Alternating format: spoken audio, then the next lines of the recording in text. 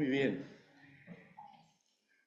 El domingo pasado hablamos de una relación con el Señor donde podíamos dialogar con el Señor y que anhelemos tener ese tipo de intimidad con el Señor. Y quiero complementar hoy no la parte de hablar, sino la parte de vivir, de hacer, de accionar con el Señor, que en realidad van las dos juntas, pero de alguna manera didácticamente las separamos.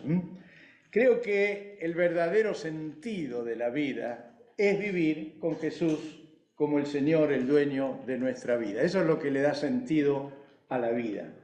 Todo lo demás puede durar un tiempo, pero lo único que da sentido a la vida es vivir por y para el Señor, ambas cosas.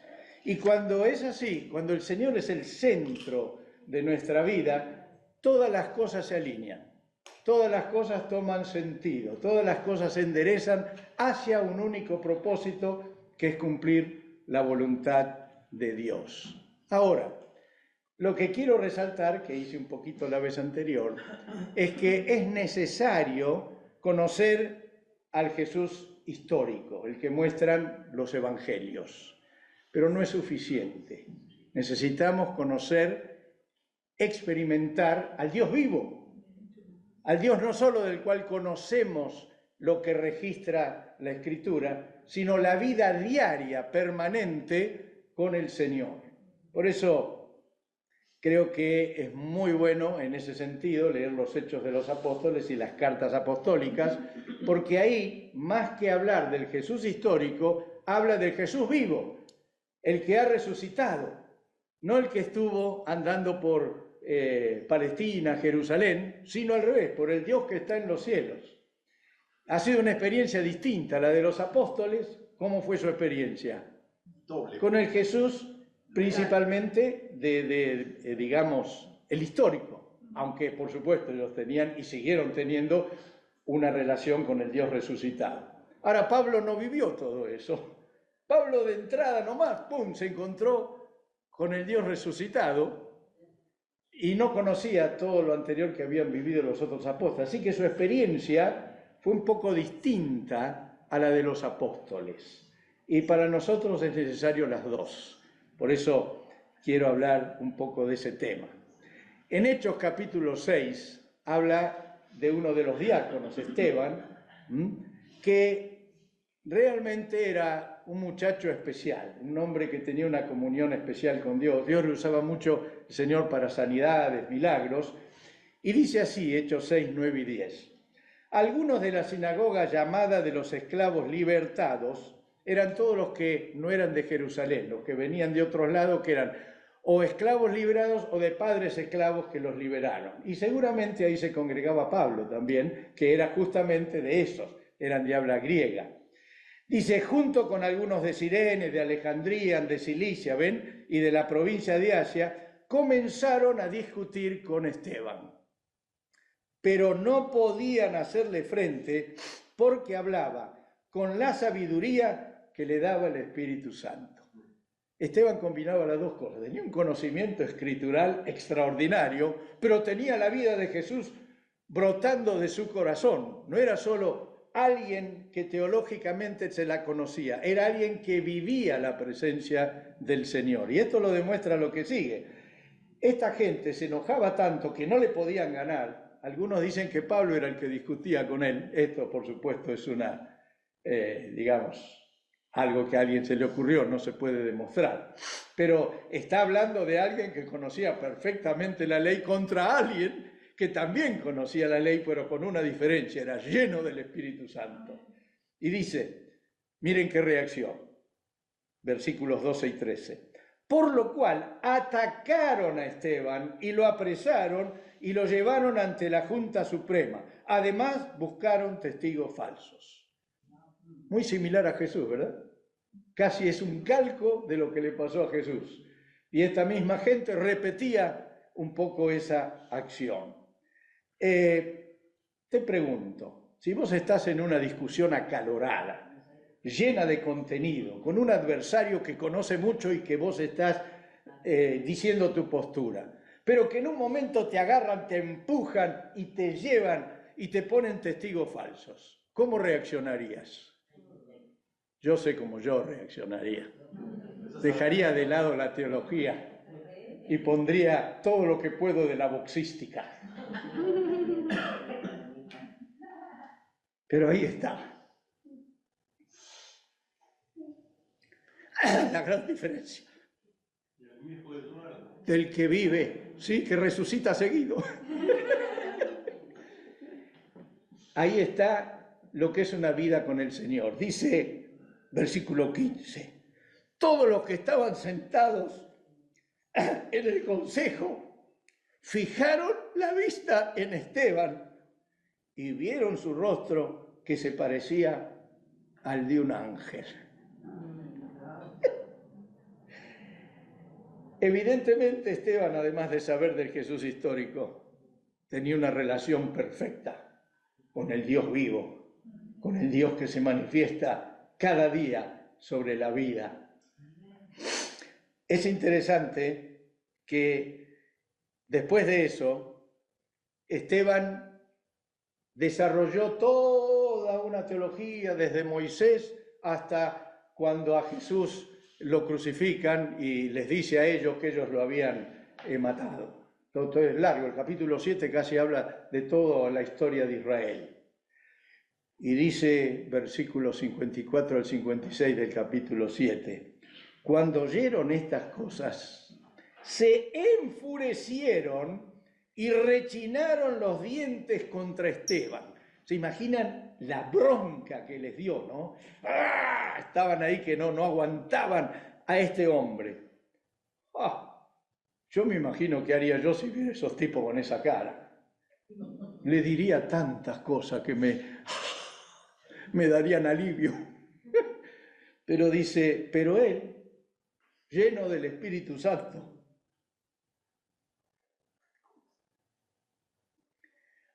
miró al cielo y vio la gloria de Dios y a Jesús de pie a la derecha de Dios.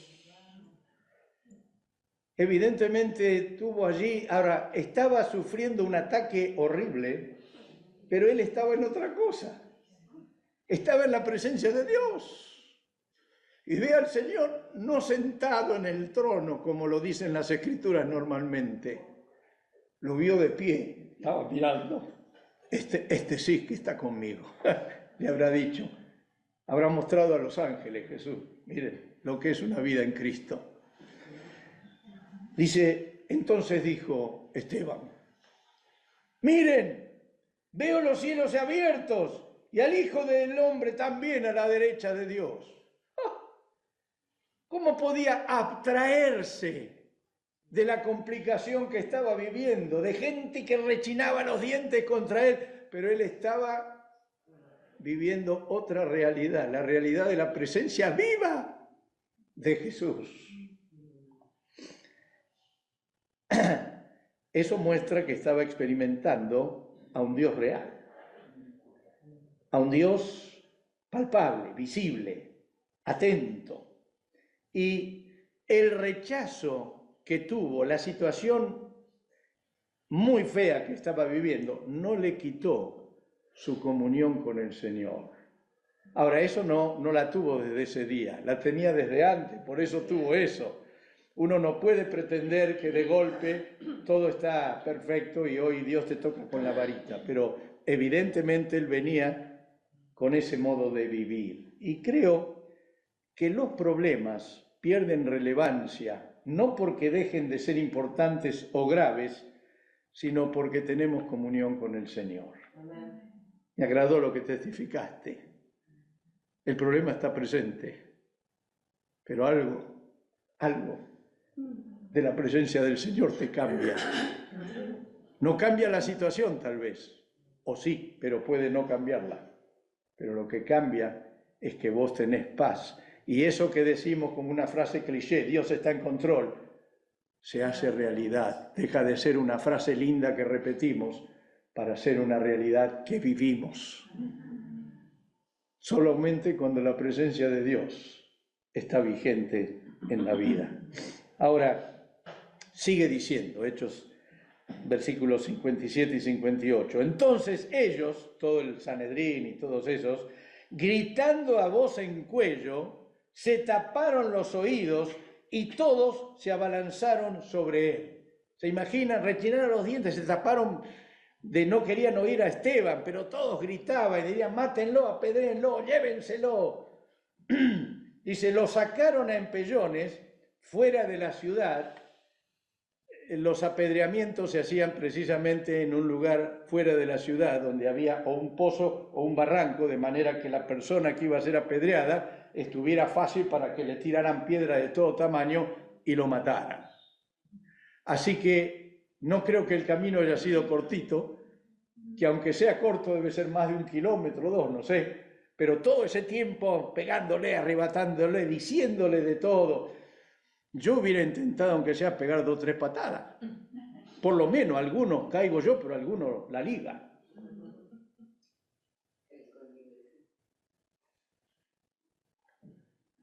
¿Qué reacción hubiéramos tenido cualquiera de nosotros? Miedo, maldiciones, intentar defenderme, ver si puedo correr. Eso sería lo natural. Pero me llama la atención lo que dice la Escritura. Versículos 59 y 60. Mientras lo apedreaban, Esteban oraba. Señor Jesús, decía, recibe mi espíritu.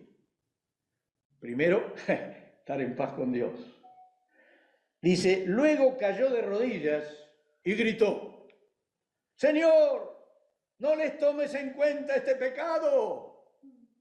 Y dice que cuando dijo esto, durmió. Me gusta porque otros textos dicen murió, pero hay un texto que dice durmió, como diciendo murió en paz. Muy parecido a Jesús, ¿verdad? Jesús pasó lo mismo en la cruz, cuando le dijo, Señor, en tus manos encomiendo mi espíritu, o cuando le dijo, Padre, perdónalos porque no saben lo que hacen. Ahora, llegar a la dimensión espiritual de poder decir esto en verdad, Señor, no les tomes en cuenta este pecado. Para eso se requiere la vida de Cristo fluyendo de nosotros.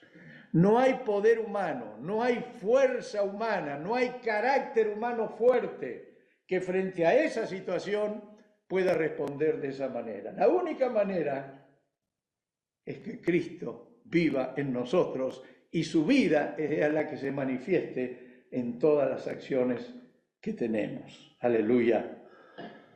Creo que lo que sirve en las luchas de la vida, los conocimientos ayudan.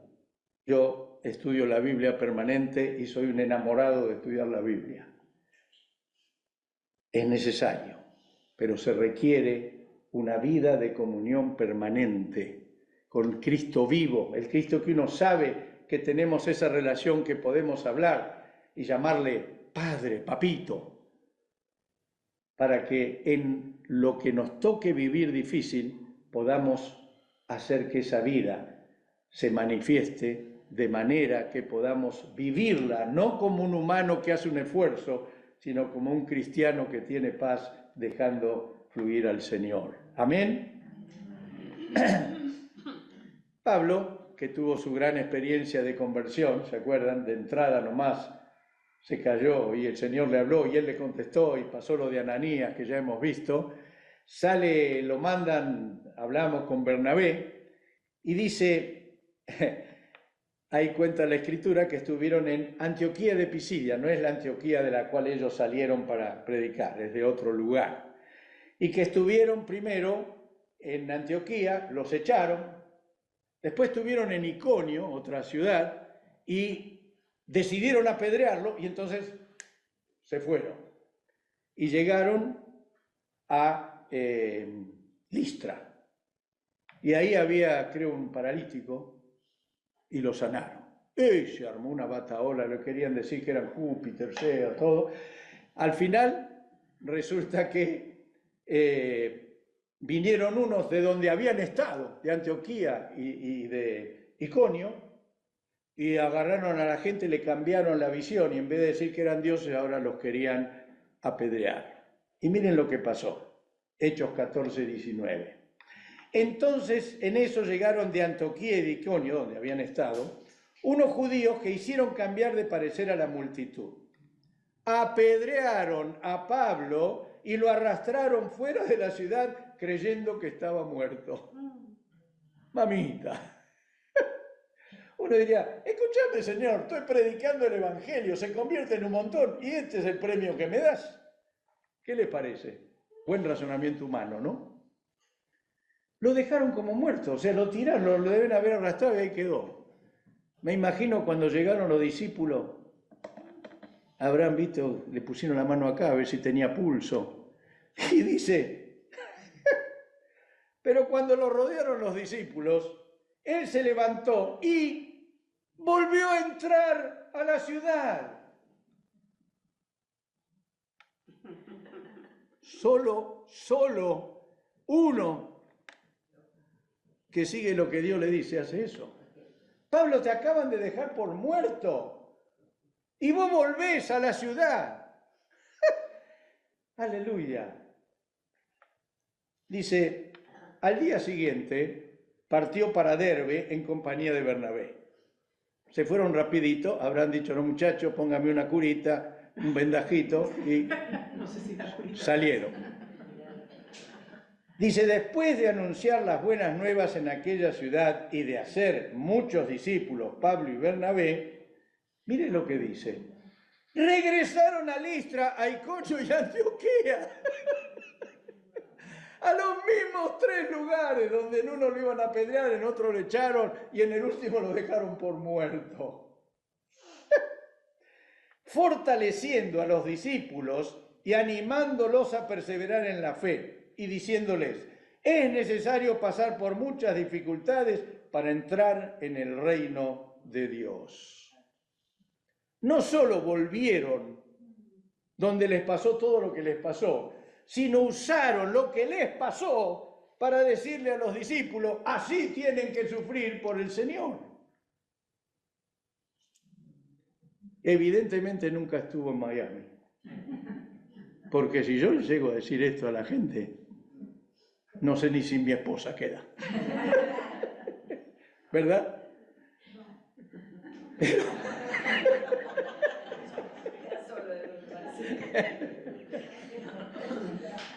Pero lo que quiero decir es que esta vida no se puede vivir en lo humano.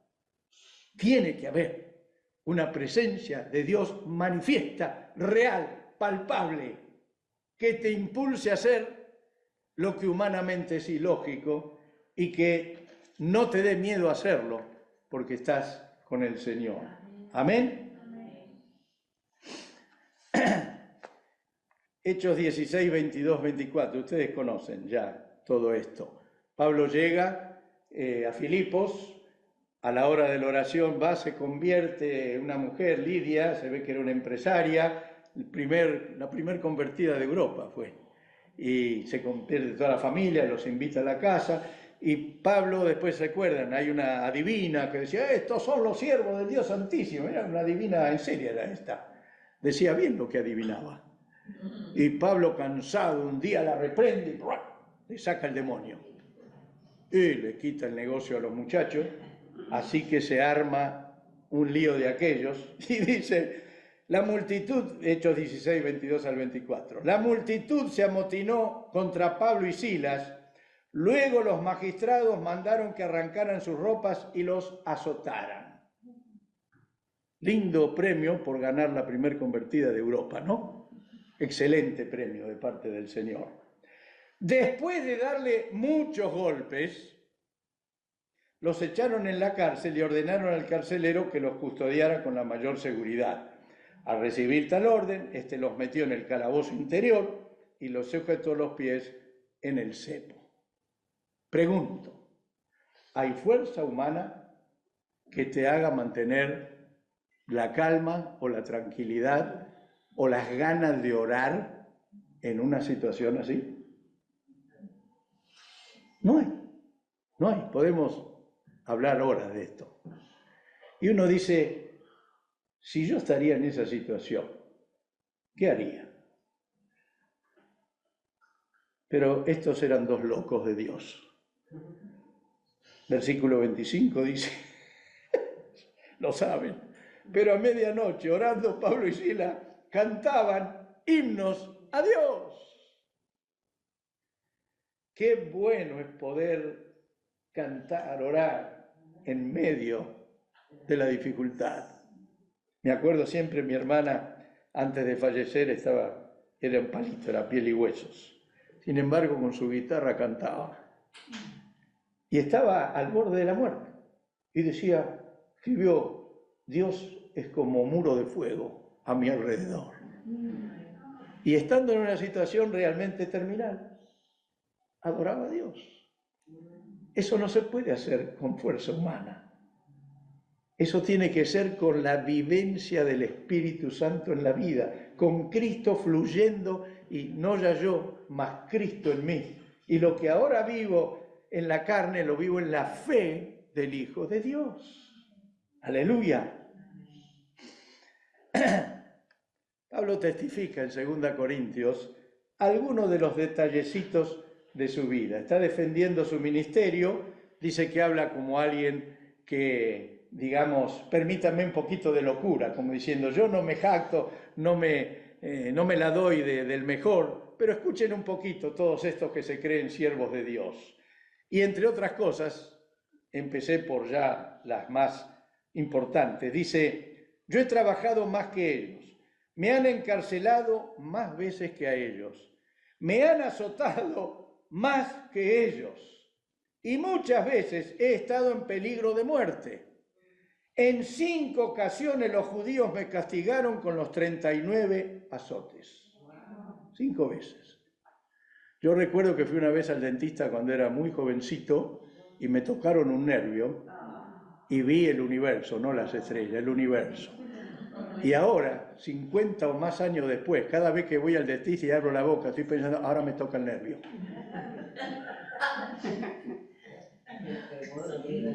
Yo digo, cuando a Pablo le encajaron los 39 primeros azotes, se los debe haber tenido bien grabados. ¿Se imaginan cuando le dan los segundos? Antes que le peguen ya estaba dolorido.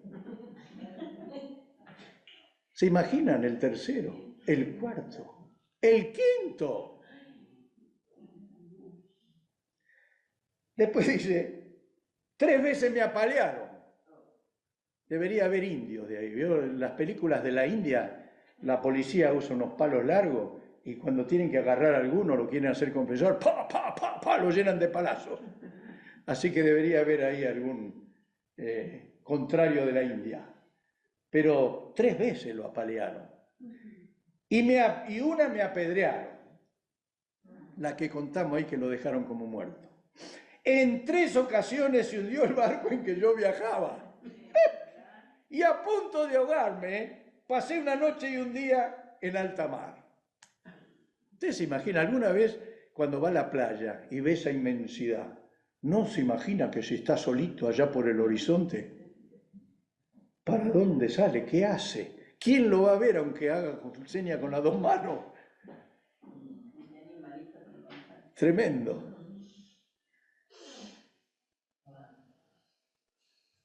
He viajado mucho y me he visto en peligros de ríos, peligros de ladrones, peligros entre mis paisanos y entre los extranjeros. También me he visto en peligros en la ciudad, en el campo y en el mar, y en peligro entre falsos hermanos. Evidentemente no dice peligro en el aire porque no había ni aerostato, pero si no hubiera tenido también un problema en el aire. No le quedó un lugar donde no tuvo problema, Pablo. He pasado trabajos y dificultades. Muchas veces me he quedado sin dormir. Algunos, porque se acuestan un poquito tarde, no vienen, porque se acostaron a las 12:30 y es problema venir a las 10:30, ¿no? Muchas veces me he quedado, eso va lo agregué, no está acá, pero me vino fenómeno, se me vino la luz. He sufrido hambre y sed. Muchas veces no he comido. Oh, hermano, llegué tarde porque tuve que desayunar. He sufrido por el frío y por la falta de ropa. ¿Cuántos queremos tener los éxitos de Pablo? Yo no todo. Dame uno, Señor, por lo menos. Un éxito así como Pablo. Pero ¿cuántos queremos vivir lo que Pablo vivió y seguir manteniendo la fe en alto? No es fácil que te pase todo esto por servir al Señor. Si vos sos un tipo que merece el peor cadalso, ¿qué le vas a hacer? ¿Te lo mereces? ¿Te pasa todo eso? Es tu propio camino el que te llevó a eso. Pero este lo hizo todo porque dejó todo para el Señor. Y tuvo que soportar todo eso. ¿Cómo hizo para que cuando le pasaban estas cosas, su fe no mermara, sino siguiera con el objetivo claro de ir a donde Dios lo había llamado? Solamente porque vivía la presencia del Cristo resucitado. El que se vio, el que dice que un día fue llevado al tercer cielo y ahí vio algo que no le era dable contar. Pero yo digo, no a todos vamos a llegar al tercer cielo, pero todos debemos tener una experiencia personal, firme, genuina, con el Cristo vivo. Aleluya. Algunas reflexiones para finalizar. Las escrituras que leímos testifican cómo es vivir teniendo un Cristo real. No está puesto ahí para que admiremos a los que lo vivieron, está puesto ahí para que lo vivamos nosotros al igual que ellos.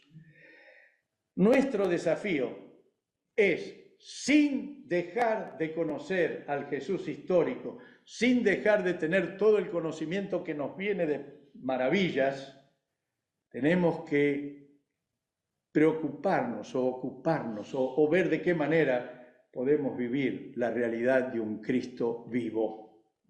No solo saber de Él, sino tener relación con Él.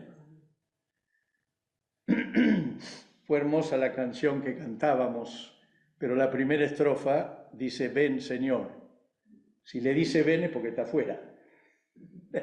Tendríamos que decir, obra desde adentro, Señor, muéveme en tu vida, porque no es que tiene que venir, está, como decía, está Cristo en mí, decía hoy Isa. Leer, estudiar, meditar, incorporar las Sagradas Escrituras es imprescindible para nuestra vida espiritual. No estamos minimizando en lo más mínimo, todo lo contrario. Pero es una condición necesaria que debe ser complementada con una experiencia diaria personal con el Dios vivo. Para mí es un desafío, no lo digo como una crítica, lo digo como algo que me inquieta profundamente. A todos nos ocurren hechos que no desearíamos vivir. Tarde o temprano en la vida pasamos a veces uno, a veces muchos, y algunos que creemos sin solución humana posible. ¿Qué hacemos en esos casos? ¿Derrotamos? ¿Nos caemos? Todo lo contrario. ¿A qué debemos apelar? A lo que decía el salmista allí en el Salmo 121:1. Alzaré mis ojos a los montes. ¿De dónde vendrá mi socorro? Está preguntando. Y él mismo se contesta. Mi socorro viene del Señor que hizo los cielos y la tierra. ¡Aleluya! Ahí está la respuesta a todo aquello que no tiene solución humana. Mi socorro viene del Señor, que dice, hizo los cielos y la tierra, como diciendo, si hizo todo eso, lo nuestro es un granito de arena. Aleluya. Así ocurrió en cada caso de los que hemos leído de las Escrituras. Amén. Y no hay otro camino.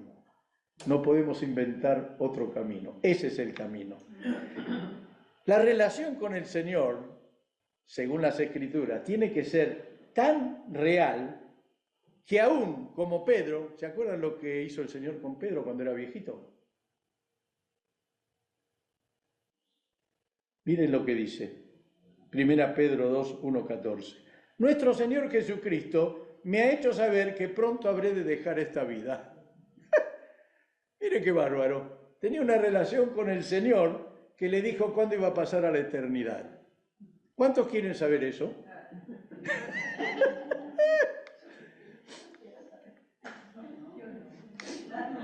Estaba por contarles un chiste, pero mi señora me mata si lo hago. Estuve en un desayuno con un periodista, su hijo y mi hijo. Después, ese mismo día, estuve en un almuerzo con 2 pastores y mi hijo. Y a los 2 les dije en diferentes momentos, me acabo de comprar un terrenito.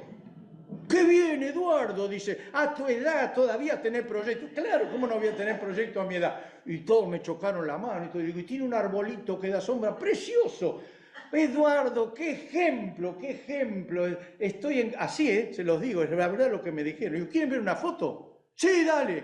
Entonces le muestro que renté una tumba al lado de la de mi familia. Porque fui y pregunté si había una al lado. Me dijeron, no tenemos, pero avíseme, ¿eh? Y me llamaron al otro día, así que fui corriendo y ¡pum! La señé. Así que por 50 años mi familia no va a tener problema donde dejar a sus deudos. Ahora, supongo que el Señor me dirá dentro de 10 años, por lo menos, que la voy a usar. ¿Para los amigos también? No, solo para familia. Incluso le dije, escúcheme, no me deje ningún inquilino, le dije al encargado. Solo deje la cruz, saque todo lo demás y lo de adentro también si hay. Pero bueno, ¿saben? Dios hasta puede decirnos cuál es nuestro tiempo definitivo. A mí me encantaría para poder arreglar lo que me reste arreglar. Estoy tratando de arreglar todo para morirme y que no pase nada, que todos estén felices y nadie tenga que hacer nada. Pero seguro algo va a quedar. Y todos deberíamos tener una relación con el Señor. Como decía Pablo, la verdad que estoy en una disyuntiva, dice, quisiera irme con el Señor que mejor, pero por causa de ustedes de plomazo me tengo que quedar. Pero el deseo de él era ir con el Señor. Ahora, si yo no quiero ir con el Señor, es porque todavía no estoy viviendo la vida de Cristo con todo. Porque esta vida es de menor nivel que la vida con Cristo. Y si deseamos lo mejor, por supuesto que disfrutamos de esta vida, que estamos felices de estar acá, que tenemos que vivir felices y disfrutarla, pero anhelamos también la mejor. Por eso cuando fallece algún familiar, tenemos que decir, este alcanzó la gloria. Es una tristeza separarnos, pero este ya no se pierde. Este está para siempre esperándome para cuando yo llegue. Aleluya. Muy bien. Por eso creo que como seguidor de Jesús, siempre quiero predicar lo que vivo y vivir lo que predico. Pero debo admitir, y lo digo con toda la realidad, que en esto de esa comunión tan palpable con el Señor, yo creo que todavía estoy en pañales. Pero sí quiero llegar a más, sí quiero crecer, sí quiero madurar. Y quisiera realmente eso para todos y cada uno. Y me identifico con lo que Pablo dijo en Filipenses 3:10. Dice, lo que quiero es conocer a Cristo, sentir en mí el poder de su resurrección. Está hablando del Cristo resucitado y que Él quiere vivir de esa misma manera. Y con todo lo que vivía todavía le faltaba eso. Digo, Pablo, vos estás en la universidad, yo estoy en el primario o en el kindergarten. Pero ahí vamos. Dice, y la solidaridad en sus sufrimientos, después de todo lo que pasó, dice, quiere sufrir como Cristo, haciéndome semejante a Él en su muerte. Qué sed de Dios, ¿no? Qué sed de Dios. Conocía al Dios vivo, pero tenía más sed del Dios vivo. Yo quiero crecer y madurar de tal modo que la vida del Señor fluya permanentemente y no de tanto en tanto. También espero y oro que todos sintamos la misma motivación. Así podremos avanzar como pueblo de Dios en unidad. ¿Están coincidiendo conmigo? Amén. Amén. El Señor vive. Aleluya. Amén. Gracias, Señor. Gracias, Señor. Me quedé reflexionando una cosa que compartías y que no, la relación con el Señor Y estudiar las Escrituras no son dos cosas distintas, es exactamente lo mismo. Uno no puede estudiar las Escrituras si no tiene una relación vivencial con el Señor, pues si no va a estudiar un libro de historia. Pero si usted quiere conocer a Dios, tiene que leer las Escrituras. Y si quiere leer las Escrituras, tiene que conocer a Dios, porque el que le revela las Escrituras es el Espíritu Santo, el Señor. La Biblia es el único libro en toda la humanidad que cuando uno abre para leerlo, el autor se sienta al lado de uno a explicárselo. Si vos no lees las Escrituras conociendo a Jesús, te vas a quedar con una experiencia a medias. Y si vos conocés a Jesús vivencialmente, pero no sabés lo que Él tiene a través de las Escrituras puesto para vos, te vas a quedar también satisfecho de que yo estoy con Jesús. Entonces las dos cosas son absolutamente inseparables E imprescindible. e imprescindibles. Son la misma cosa, exactamente.